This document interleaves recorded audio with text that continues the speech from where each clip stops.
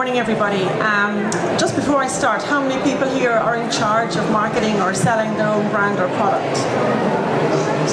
And how many people are agency side? Just to get a sense of. Thank you. So there's been a lot of talk this morning about millennials, and I'm going to talk about them, but also the next generation, because I believe it's very important and that we just don't focus on one audience, because actually it could be the ruination of your brand. So just a little bit about MCCP. I'm the founder and managing director. We've been going for about 8 years. We help brands and companies grow their brands by creating what we call authentic brand strategies. And that's very important. And you've heard some of this morning, so I'm going to kind of go deeper into why and what, and show you some good examples. Some of the food and drinks brands that we work with will include Orchard Leaves, the Heineken brand, and Heineken itself, Bewley's. We're currently working with Kerry Food Service, who have a large range of products around the world and brands, Benecol and Kellogg's. We just started to work with them. But we work with all types of brands across the business and in fact across the globe. So I believe there's a massive opportunity out there, and it's there for all of us if we really understand it. And a good comment was made earlier by stop looking in the mirror and start looking into the audience and really looking at who you're targeting. But the audience isn't very easy to understand anymore. They don't really show up in focus groups, and they don't really show up in the typical surveys. So you have to find new ways of reaching these audiences. And a lot of the work we do is living with the audience, understanding them from a very different perspective, using different tools and techniques to get at insights that will help you. So let's get some basics. If we just look at Ireland alone, millennials, which I'll go into in a second, there's about 868,000 of them. So it's quite a sizable cohort. A lot of them are in the workplace, there's some of them in this audience, but a lot of them are far from the same values as a lot of the rest of us. And then there's very important, another cohort coming right after them, Generation Z, which is as big, 930. They're slightly younger. And if I go into them very quickly, like the massive global purchasing power, this is the global figures. It's very hard to get figures for Ireland, but we can also understand, given the size of the audience, that that's actually your audience if you're creating a new brand or product or an existing brand to remain relevant. 178 billion globally for millennials and 178 as well for Generation Z. So let's see very quickly, who are they? So Generation Z are what we call the last generation, insofar as not just in alphabetic terms, because the pace of change is so fast. It's unlikely that we'll get a cohort again that will be described as a generation. We'll be looking at more segments and niches. But there are people born from the mid-90s right through to the 2010s. They're joining the workforce now, and they're doing the leaving cert as well. So it's that group in college, very different set of values, which I'll go into in a second. Very important, because they're going to shape the purchasing power in the next 10 years in this country. The other generation is millennials. They're called the lost generation, and they have somewhat similar values but somewhat different, and I'll go into those. They're in the workplace. Mark Zuckerberg kind of typifies that generation. Hoodies, expects a lot, very entitled generation, and they have very different needs when it comes to food or drink brands. So if we quickly kind of pan through them in terms of their values, and it's very important to understand what they value and their values as opposed to just the insight. So Generation Z, they're very socially minded, they're very conscientious and also socially conscious. So things like ethnicity, diversity, sustainability are really important to them, but so is walking the talk. You can't just say it. They will research products before they buy, but they expect you to be doing it, not just saying it. They're self-directed, they're very autonomous, and you'll see that in the workplace. They have their own visions, they're very ambitious, they're great ambassadors for brands, and we saw some of that being referenced earlier.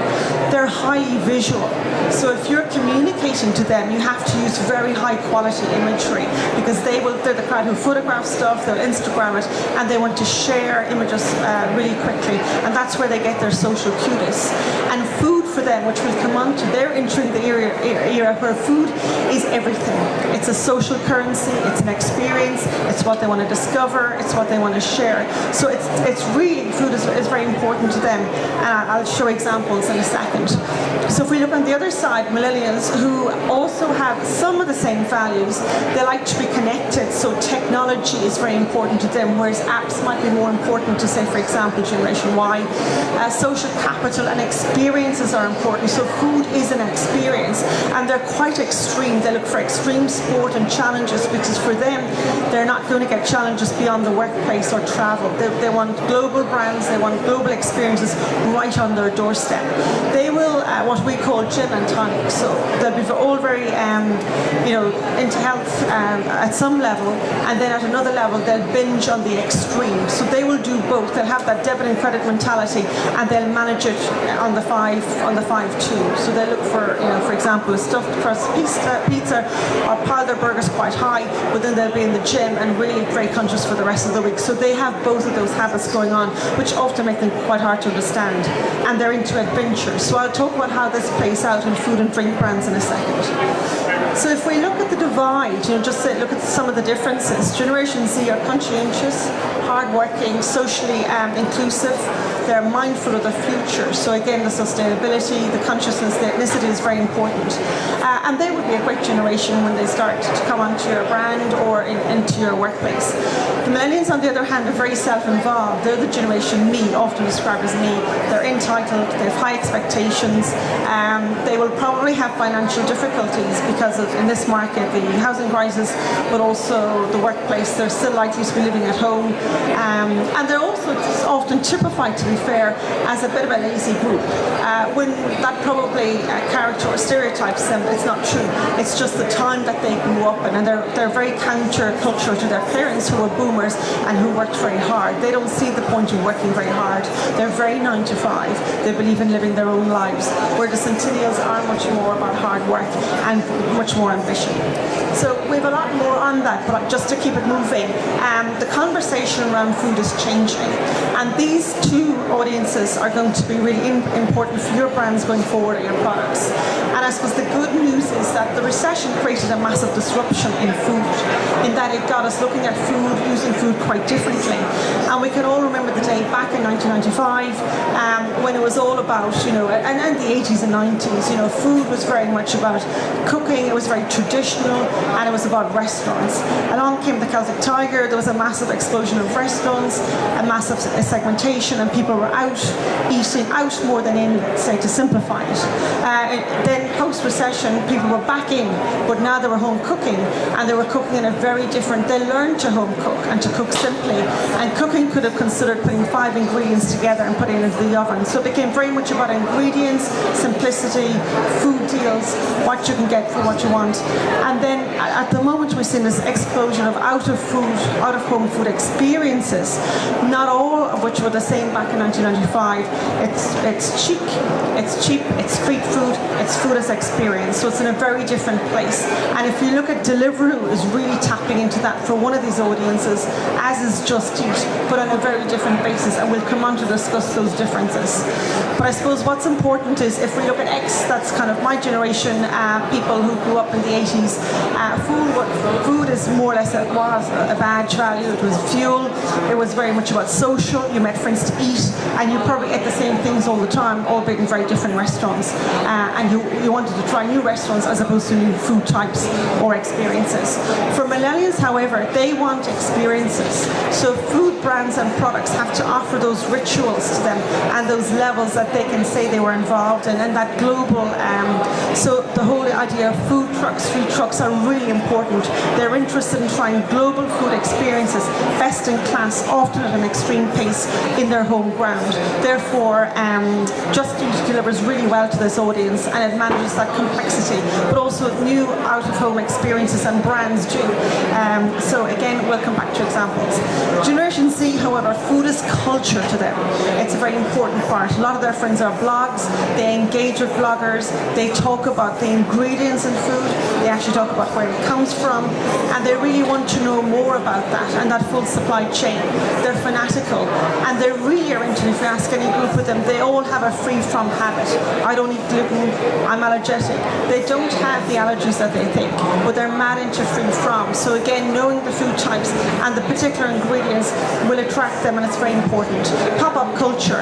They don't want something to be around forever. They want to try something new, and they want to keep that trial. So pop-up is actually a very interesting concept then.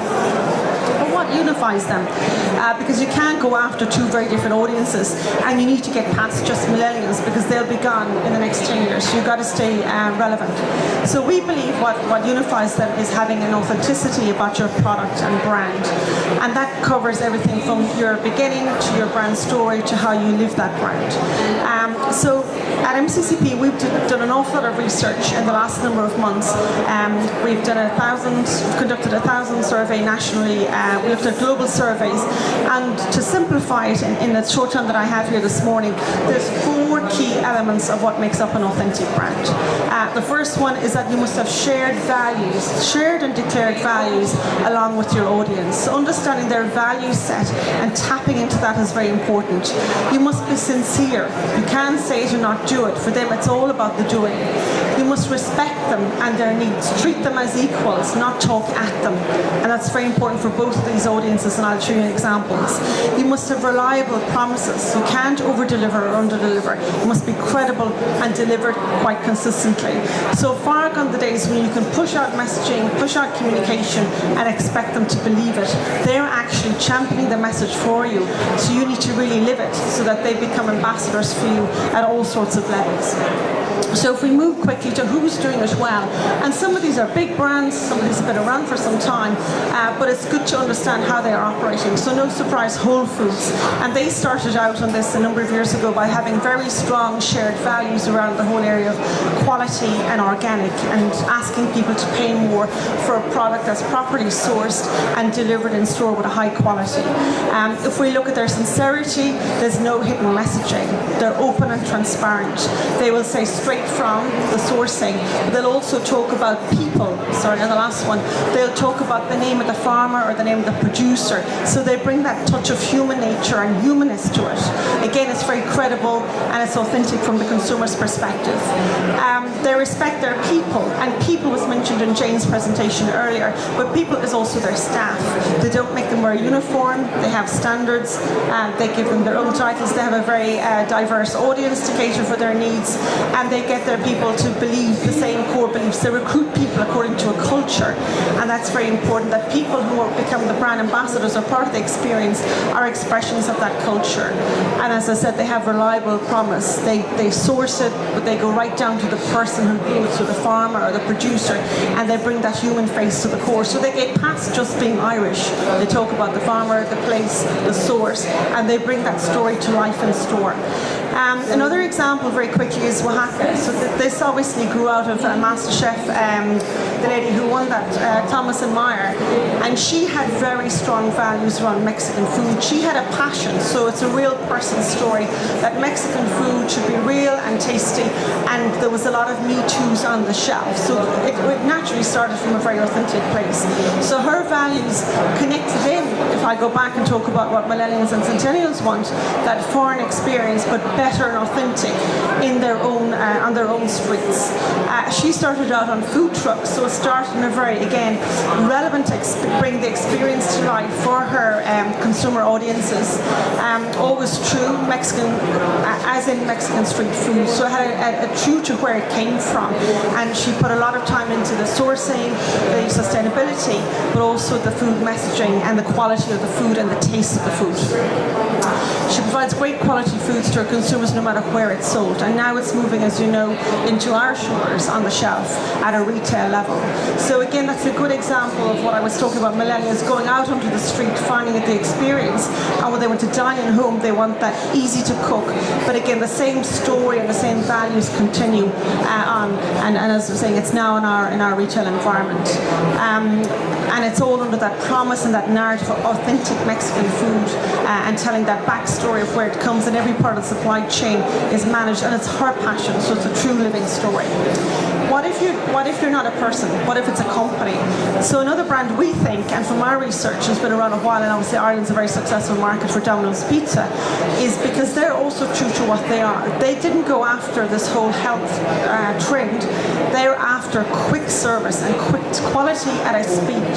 And speed is what their audience wants. And I think getting back to the story about millennials and Electric Picnic last week, just we did a very clever promotion that they gave people who were leaving, who may be hungover, a voucher. And that's tapping into that need. But Domino's Pizza, I believe, really understands this audience. They're saying there are occasions when you don't want health, when you absolutely are binging, and we're there at the speed of light for you. Their values are about consistently delicious pizza, so they focus on the taste and the consistency of it, but most importantly, that exceptional speedy service. Quick service delivered consistently, and they were the first to use tracking in their ordering. They used the emoticon pizza to order. So again, connecting with that audience. So not trying to be everything, but being true to the one thing that they really are good for that audience. So I suppose the question is, authenticity is different for every brand. How are you defining it? Do you understand it? Do you know what makes your brand or product special? What is that value that connects with your audience values? Do you understand your audiences? Have you really dug deep enough? Are you connecting at that what we call cultural level? Trends come and go, but really mining deep to understand what are the core themes that will connect me with my audience at a very deep level, so that they will become part of my brand. Do you know your values? Can you repeat them? You should normally not have more than 3, and everybody in your organization should live them, and everything you do should be filtered through them, and all behaviors get expressed by them. Do you know your brand story? Again, can you deliver it in 2 or 3 sentences, and is it engaging to your audience? Are you delivering it with transparency and provenance as per the cases that I gave you? And is your messaging and branding, is it right fit for your brand story and for your audience? Are you pushing, or are you actually having an engagement with them? So we believe you need to know your values, have values that obviously connect really well with your audience, and you need to stay consistent and live through them so that you're connecting with that audience. Thank you for your time and attention. We do master brand classes very often on a Friday for our clients, but also